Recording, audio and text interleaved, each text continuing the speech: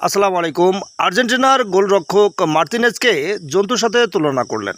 আজকের ভিডিওতে সিক্স প্রাইমের সাথে আছি আমি মোহাম্মদ সাহেব আলী।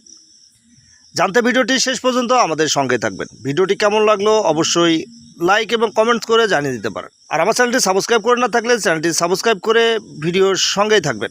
বেশি কথা না বাড়িয়ে শুরু করা যাক আজকের ভিডিও। মার্তিনেজ, অর্ধেক মানুষ তুমি, অর্ধেক জন্তু। ইংরেজিতে শব্দটি অ্যানিম্যাল, বাংলায় পশু, জন্তু, জানোয়ার।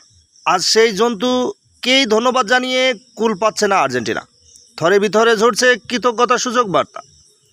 আর্জেন্টাইন সমর্থকেরা তাকে এখন হাতের কাছে পেলে নিশ্চয় জড়িয়ে ধরতেন, কিংবা আরও এক কাঠি সরেশ ভক্ত রবীন্দ্রনাথ ঠাকুরের বীরপুরুষ কবিতাকে অনুকরণ করতে পারেন। দেশকে মা এর মর্যাদায় রেখে সেই দেশেরই 31 বছর বয়সী খোকা মার্তিনেজকে চুমু খেয়ে তারা হয়তো বলতে পারতেন, ভাগ্য খোকার সঙ্গে ছিল, কি দুর্দশাই হতো তা না হলে। পুরুষ সন্তান সঙ্গে থাকলে মায়ের কিসের ভয়। যে জার্সির জন্য নিজের প্রাণটাও দিতে কার্পণ্য করবেন না এমিলিয়ানো মার্তিনেজ, সেই দেশের সম্মান রক্ষা পেয়েছে তার হাতেই। ঠিক যেভাবে 2022 বিশ্বকাপ ফুটবল ফাইনালে বীরপুরুষ হয়ে দাঁড়িয়েছিলেন আর্জেন্টিনার 3 কাঠির নিচে, আজ হিউস্টনে দেখা গেল সেই মার্তিনেজকেই। অথচ রদ্রিগো দি পল তাকেই কিনা জন্তু বলে দিলেন। আবেগের ধমক বাদ ভেঙে গেলে আসলে এমনই হয়। আর তখন জন্তু জানোয়ার শব্দটি ভালো লাগে, কারণ ভীষণ দুষ্টু ছেলেরাই সাহসী হয়।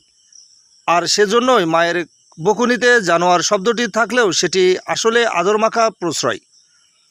আর্জেন্টিনার পক্ষ থেকে রদ্রিগেজ সেই প্রশ্রয় দিয়েছিলেন মার্তিনেজকে। কেন দিয়েছিলেন সে প্রশ্ন এখন অবান্তর, বরং বলা ভালো কেন প্রশ্রয় দেবেন না। এর বাদবাকি আন্তর্জাতিক দলগুলোর স্ট্রাইকারদের কাছে মার্তিনেজ হয়তো ভীষণ বিরক্তিকর, ঝামেলারও এক শেষ। প্ল্যানটি নিতে গেলে মনোসংযোগ নষ্ট করতে সামনে দাঁড়িয়ে কী সব বলে। কর্নারের সময় বক্সে দাঁড়িয়ে তার চোখ রাঙানি সইতে হয় প্রতিপক্ষ দলের খেলোয়াড়দের। মাঠে কোনো ঝামেলা হলে সতীর্থদের জন্য এই মার্তিনেজই আবার ছুটে যান সবার আগে। আর ঝামেলার শিকার হওয়া লোকটি লিওনেল মেসি হলে তো কথাই নেই। গোটা দুনিয়ায় একদিকে আর মেসিকে আগলে মার্তিনেজ থাকবেন ঠিক তার বিপরীত প্রান্তে।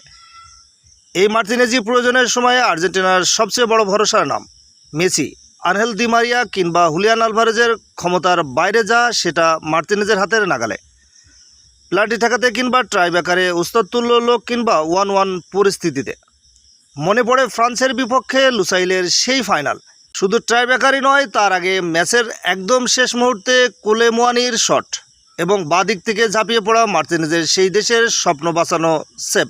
কিংবা একদম নিকট অতীতেও যাওয়া যায়, এই কোপা আমেরিকায় গ্রুপ পর্বে চিলির বিপক্ষে ম্যাচে 72 থেকে 75 মিনিটের মধ্যে সেই দুটি সেভ। সেসবও ভালো না লাগলেও আজ ইকুয়েডরের বিপক্ষে কোয়ার্টার ফাইনালে ট্রাইব্রেকারে উদাহরণও টানতে পারেন আপনি। শুট আউটে প্রতিপক্ষ দলে খেলোয়াড় কোনো দিক শট নেবেন, সেটা সম্ভবত মার্তিনেজ আগেভাগেই বুঝতে পারেন। বেশিরভাগ ক্ষেত্রেই যে এমন হচ্ছে। আজও যেমন ইকুয়েডরে অ্যাঞ্জেলা মেনা ও অ্যালান মিন্দা কোন দিকে শট নেবেন সেটি বুঝে সেদিকেই ঝাঁপিয়ে শিরোপা ধরে রাখার স্বপ্ন বাঁচালেন আর্জেন্টিনার। তো এই ছিল আজকের মতো ভিডিওটি কতটুকু জানাতে পারলাম আপনাদের অবশ্যই কমেন্টস করে জানাতে পারেন। আর আমার চ্যানেলটি সাবস্ক্রাইব করে না থাকলে চ্যানেলটি সাবস্ক্রাইব করে বেল আইকনটি বাজিয়ে দেওয়ার অনুরোধ করছি আবারও। আসসালামু আলাইকুম।